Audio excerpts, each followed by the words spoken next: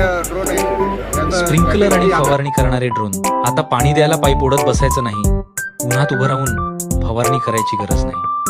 कारण शेतात आता ड्रोन उडतोय. हा ड्रोन शेतावरून उडतो आणि पिकांवर योग्य प्रमाणात पाणी फवारतो. खतं आणि पोषक घटक अचूकपणे पोहोचवतो. औषधांची फवारणी समान आणि सुरक्षित करतो. सगळ्यात भारी गोष्ट म्हणजे पाणी वाया जात नाही, औषध जास्त पडत नाही आणि शेतकऱ्याची मेहनतही कमी होते.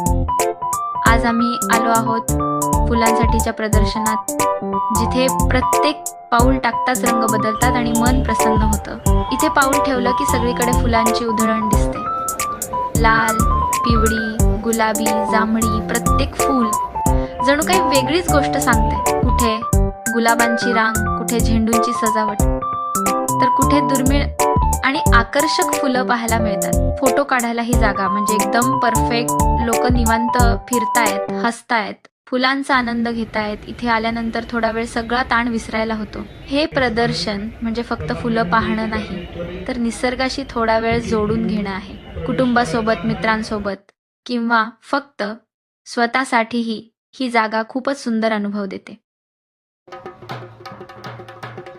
ढोलाचा जोरदार ठेका, नगाड्यांचा गडगडाट आणि लोकांच्या चेहऱ्यावरचा उत्साह. सगळंच एकदम जबरदस्त. इथे शेती आहे, टेक्नॉलॉजी आहे, पण या ढोल नगाड्यांमुळे प्रदर्शनाला खरी मराठमोळी जाण आली आहे. लोक थांबून बघतायत, मोबाईल काढून व्हिडिओ शूट करतायत, काही जण तर ठेक्यावर थिरकायलाही लागलेत.